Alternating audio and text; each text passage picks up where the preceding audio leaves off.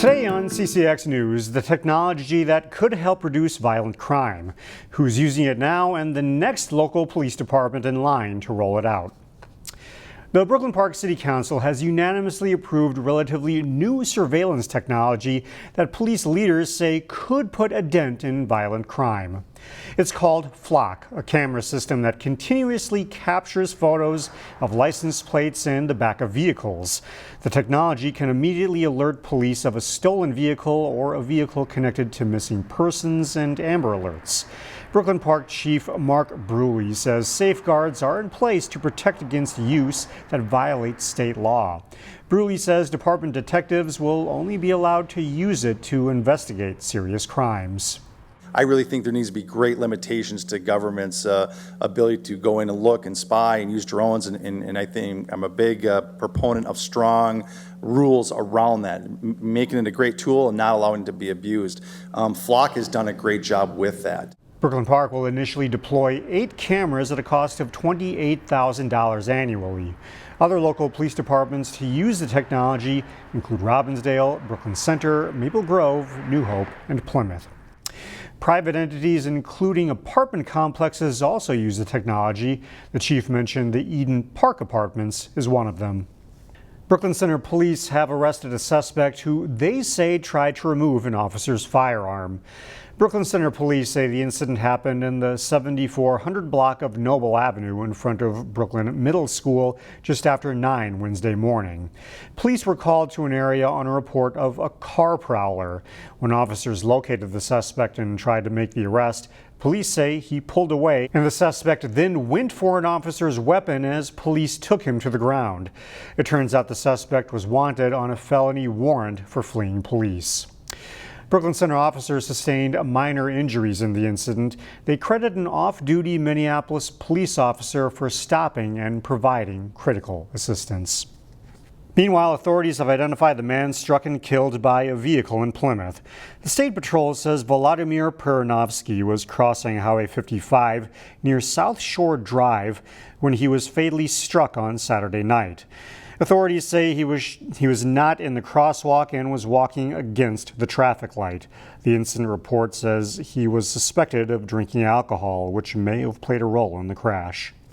From fast food to a new medical marijuana dispensary. The former Arby's near Brooklyn Boulevard and West Broadway in Brooklyn Park is becoming a medical cannabis dispensary. City officials tell CCX News that Rise Dispensary is moving into the building, which is currently being remodeled. The chain has stores in 14 other states and 7 dispensaries in Minnesota. How many of you cope with a food allergy? According to the CDC, 1 in 13 children experience a food allergy. So how do school lunchrooms keep students safe? We sent Sarah Allen to the state's largest school district, Anoka Hennepin Schools, to find out.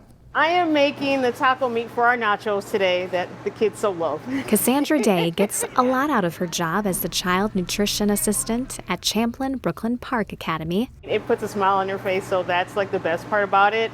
To see like them actually being happy about what they get, saying it's their favorite. Day doesn't just learn favorite meals, she also learns which kids have food allergies. There are some that, they feel happy the fact that you just know and you don't have to ask them. They don't have to feel like, oh, I can't have that, but you know what I get today. And, it makes them feel more included. It worked out. Anoka Hennepin's director of child nutrition, Noah Atlas, says schools are serving more kids with food allergies. It might be a couple hundred throughout the district. It might be a few more, a few less. But, on any given day, each school is dealing with a percentage of students who might need a diet accommodation or are looking for something different. To protect kids, cafeteria staff avoid cross-contamination. They use separate containers, clean cutting boards and knives, and change gloves. They also use separate ovens when available. In some kitchens, we have a kitchen that's large enough that we just have one oven that they can just use for those items. Otherwise, it might be the first thing they cook or bake. The school district also tries to use whole ingredients when possible. Like today, they're making turkey meat nachos from scratch, which don't include wheat or soy.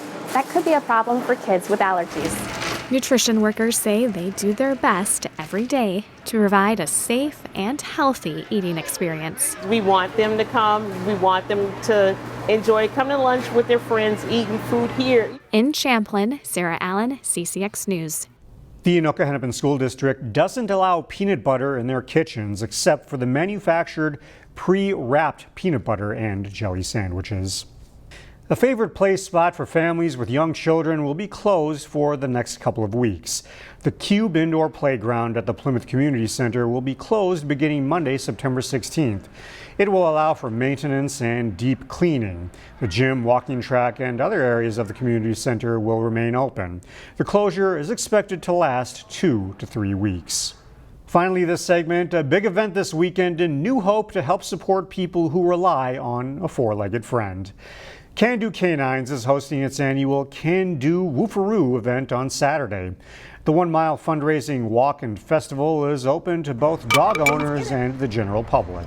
It raises money for the New Hope nonprofit, which has trained hundreds of assistance dogs for people with disabilities. The nonprofit says it costs about $45,000 to prepare one assistance dog, so this fundraiser helps in a big way.